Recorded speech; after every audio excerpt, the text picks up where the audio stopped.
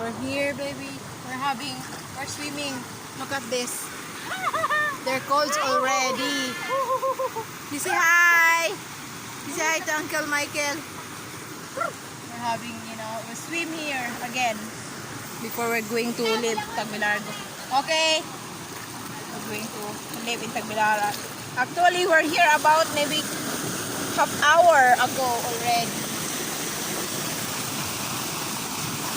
This is the only place I like here because it's shallow, not so deep. And then it is like a falls here. And then it's so deep down there. Dali, swimming na mo kayo. Mag-video ko, dali. Woo! Kai! Go, princess! And Litlit was there.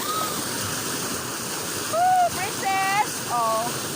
But the daughter of Allen, she did not know how to swim like me. So, then the neighbor was there. The two young ladies there, they love to swim in the deep water because they know how to swim.